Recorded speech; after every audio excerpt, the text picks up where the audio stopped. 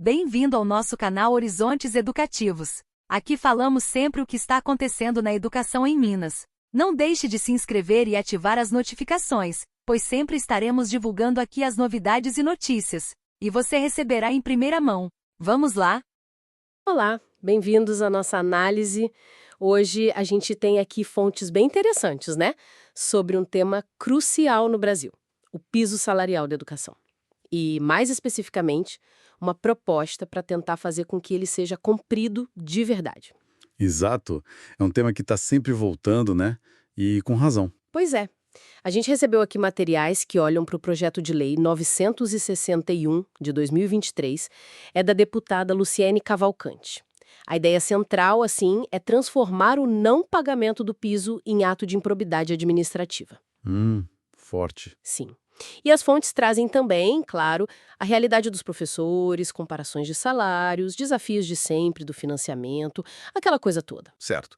Então, nosso objetivo aqui é tentar destrinchar um pouco os argumentos desse projeto, né? Entender como está a situação do piso hoje, as condições de trabalho desses profissionais e, claro, as consequências de não cumprir uma lei que, afinal, existe. Vamos olhar os dados, as diferentes visões que apareceram. Perfeito.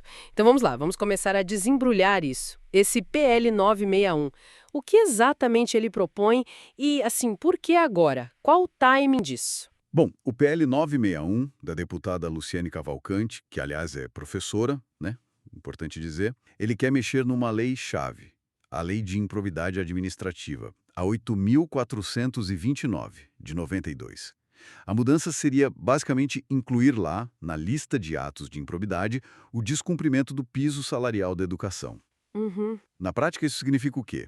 Mirar na responsabilização direta dos gestores, prefeitos, governadores, quem não paga o piso. Entendi.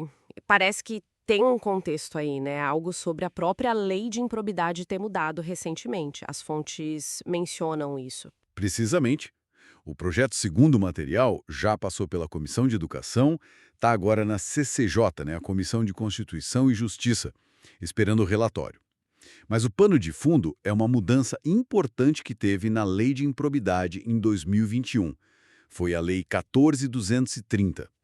E algumas análises que a gente viu sugerem que essa mudança de 2021 pode ter, de certa forma, dificultado um pouco a punição, enfraquecido alguns pontos. Ah, tá. Então, esse PL 9601, ele pode ser visto como uma tentativa de reforçar a responsabilidade dos gestores, pelo menos nesse ponto específico do piso da educação. Faz todo sentido. E a justificativa que aparece nos documentos é essa mesmo. A sensação de impunidade, né? Que se não acontece nada, o gestor continua não pagando. A aposta seria que a ameaça de uma consequência mais séria, tipo improbidade, mude essa postura. É essa a lógica. Tentar aumentar o custo, né? O custo político, o custo jurídico de não cumprir a lei. Certo. E só para a gente ter certeza que está todo mundo alinhado. O que exatamente é esse piso salarial nacional do magistério? As fontes explicam, mas vale relembrar, né? Claro, fundamental.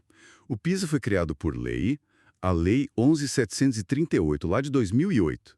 E a base está na Constituição, artigo 206, que fala em valorizar os profissionais da educação pública.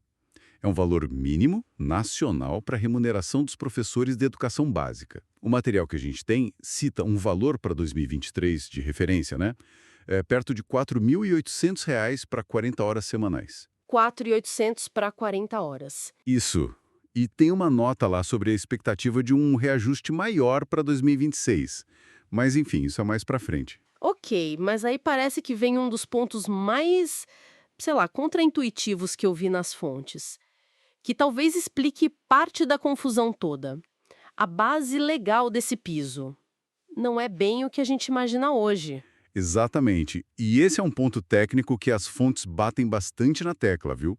Inclusive com base em falas de gente do MEC, do Ministério da Educação. A lei de 2008, quando ela foi criada, ela definiu o piso pensando nos profissionais com formação em nível médio. Aquela modalidade normal, o magistério, sabe? Ah, o magistério, que era muito mais comum naquela época, né? Exato. Só que hoje a realidade é outra, né? A qualificação dos professores mudou muito. Muito. Os dados que a gente viu mostram que hoje, tipo, 95% dos professores da rede pública têm nível superior. Fizeram licenciatura. Caramba! Essa desconexão entre o que está na letra da lei e a formação real da maioria cria uma distorção enorme.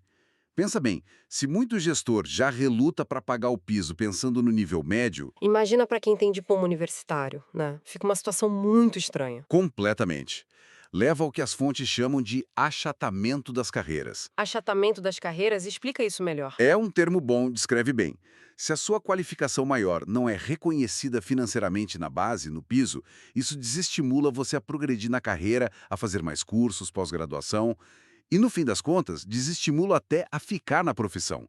Gera aquela sensação clara de desvalorização, né? Tipo, poxa, estudei mais 4, 5 anos pra quê? Entendi, faz muito sentido. E essa questão do descumprimento do piso, mesmo esse piso base de nível médio, parece ser um problema bem grande, né? Li sobre um levantamento, um observatório do piso. Sim, uma iniciativa que as fontes mencionam ligada à Câmara dos Deputados. Eles tentaram mapear isso.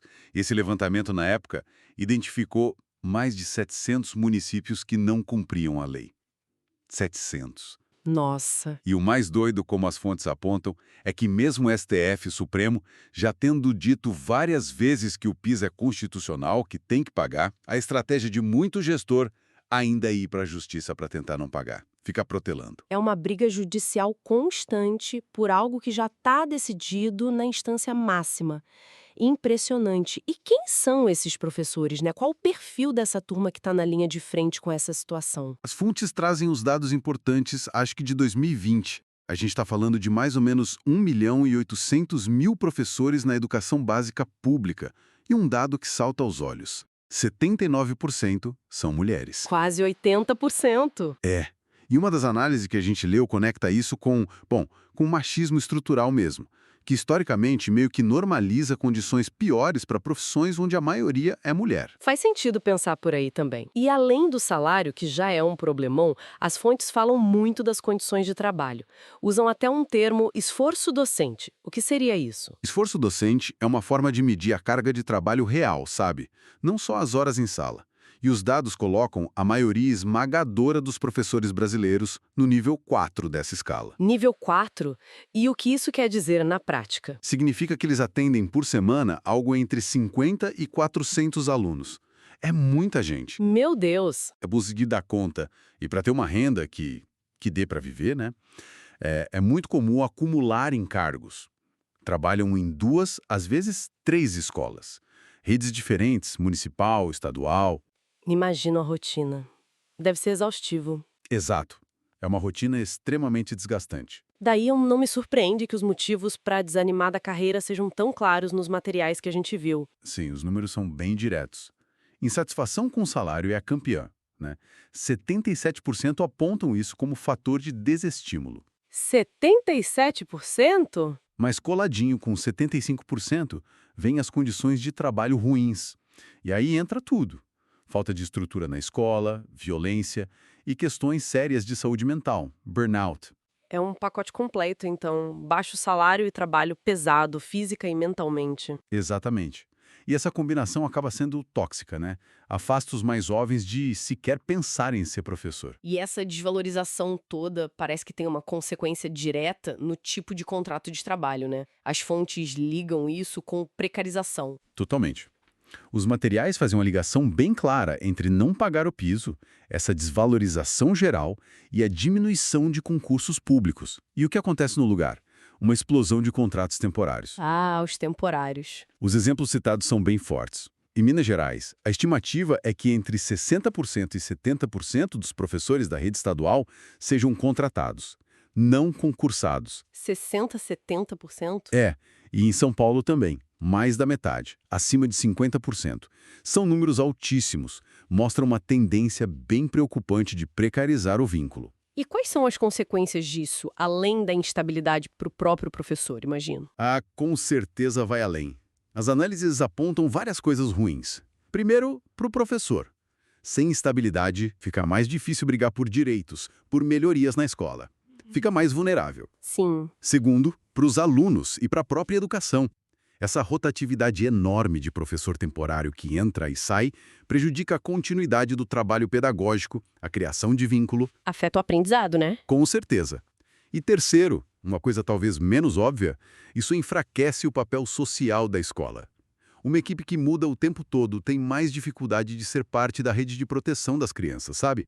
De identificar problemas, garantir direitos que vão além da sala de aula. Entendi. É um efeito cascata negativo. E quando a gente compara o salário aqui no Brasil com outros lugares, os dados que eu vi são chocantes. Sim, as comparações que as fontes trazem são bem duras. Primeiro, olhando só para o Brasil.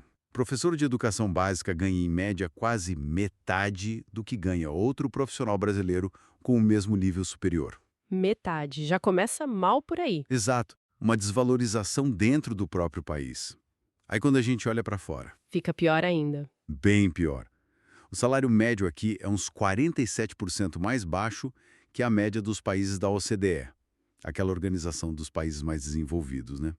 E mesmo na América Latina, a gente fica para trás. O material cita o México. Lá, um professor de ensino médio ganharia 155% a mais que um colega brasileiro na mesma função. 155% a mais. No México. E comparado com Alemanha, Finlândia, esses países que a gente sempre ouve falar como referência. Aí a diferença é gigantesca. Luxemburgo, mais de 300% a mais. Alemanha, quase 287%. Finlândia, 107% a mais. Nossa Senhora. A carga horária de sala de aula costuma ser bem menor. Citaram Singapura, por exemplo, com umas 12 horas semanais de aula mesmo. 12 horas. Aqui são 40, né, no piso. Exato.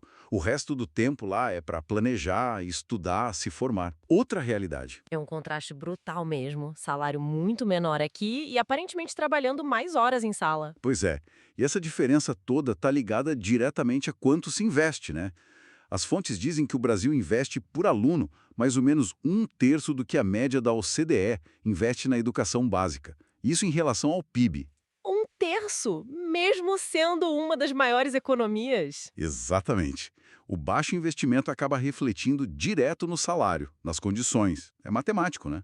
E tem um grupo específico que as fontes colocam numa situação ainda mais difícil, né? De 0 a 3 anos. Segundo os materiais, essas profissionais, que são quase todas mulheres, muitas delas negras, frequentemente ganham só um salário mínimo. Salário mínimo. Para cuidar e educar crianças nessa fase tão importante. Exato.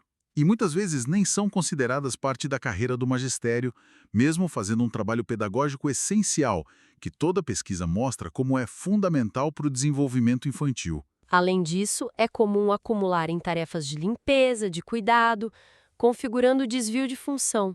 É a base da pirâmide, e muitas vezes a mais esquecida e precarizada. Que situação! E tudo isso num país onde a escola pública é a regra, né?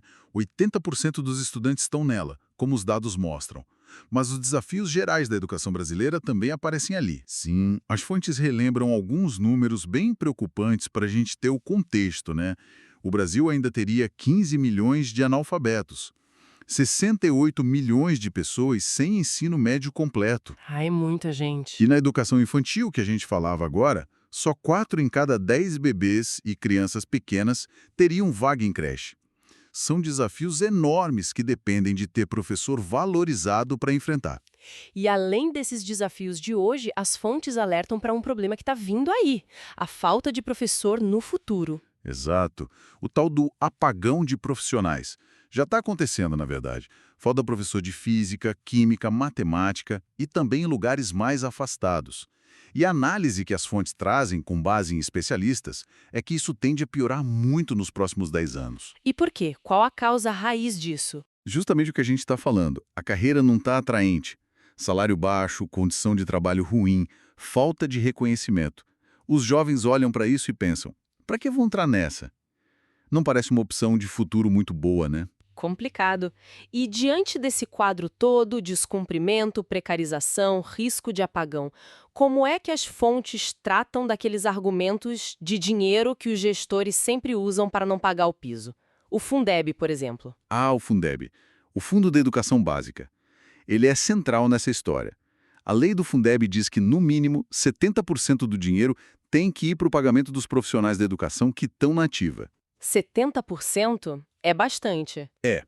E as análises que a gente leu indicam que, com os repasses atuais do Fundeb, daria sim para cobrir o piso salarial da lei de 2008. Ah, então o dinheiro do Fundeb seria suficiente. Pela leitura das fontes, sim. O argumento de que falta dinheiro do Fundeb para o piso não se sustentaria nessa visão. Entendi. E o outro argumento clássico, a Lei de Responsabilidade Fiscal, a LRF, que limita gasto com pessoal. Como fica? Sim, a LRF sempre aparece.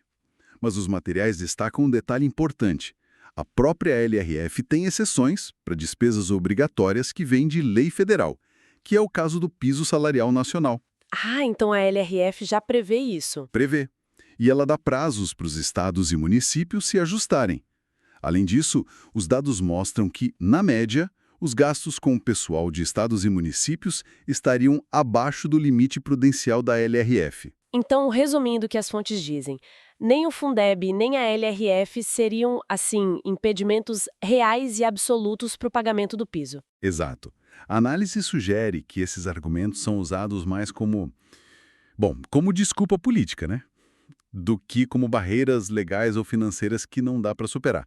Claro que gestão fiscal é complicado, mas a lei daria os caminhos. Mas se o dinheiro parece existir e a lei permite, por que tanta gente não cumpre? As fontes apontam para um outro problema sério aí. Ninguém fiscaliza direito. Bingo! Esse é um ponto que aparece muito.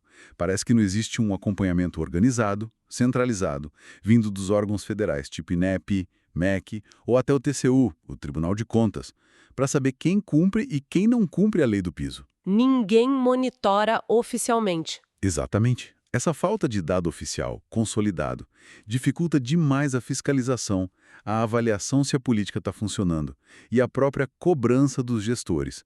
Fica tudo meio no escuro. O observatório lá da Câmara, coordenado pela deputada Luciene, é citado como um esforço para tentar preencher essa lacuna. Juntar dados, receber denúncias, mas as fontes argumentam que isso deveria ser obrigação do governo federal, né? Não depender de iniciativa pontual. Essa falta de monitoramento ajuda na sensação de que não vai dar nada. Certo. Então, tentando juntar as peças. O PL 961 quer usar a lei de improbidade para forçar o cumprimento de um direito constitucional. Mas o que essa nossa conversa e as fontes mostram é que o problema é muito, muito maior. A gente está falando de um descumprimento que é histórico, quase que virou regra, né? De uma lei federal. Isso junto com condição de trabalho péssima, salário que não tem nada a ver com a formação nem com a importância do trabalho e que ainda nos deixa muito mal na foto internacional. E ainda por cima tem essa distorção doida entre a lei do piso, que fala em nível médio, e a realidade de hoje, que é nível superior para quase todo mundo. Ufa! É uma ótima síntese desse cenário bem complexo que as fontes desenham para a gente. O PL 961, ele foca na punição, né? Na consequência de não cumprir. Mas a análise de todo esse material força a gente a olhar para as causas, para as raízes dessa situação toda. Isso leva a uma reflexão final, que vai além do projeto de lei em si. E qual seria essa reflexão? Para a gente fechar. Olha, se a lei atual do piso, mesmo sendo para nível médio, já não é cumprida por tantos, né? E se a grande maioria dos professores hoje tem nível superior, o que realmente significa valorizar o profissional na educação brasileira? Discutir o PL 961 é importante, claro, mas ele mexe só na ponta do iceberg, que é a punição. A questão mais funda que essas fontes levantam é, além de punir, que outras estruturas, que outras políticas a gente precisa para garantir que o salário do professor refleta não só um mínimo legal, mas o valor real da formação dele, da dedicação, desse esforço docente imenso que os dados mostram.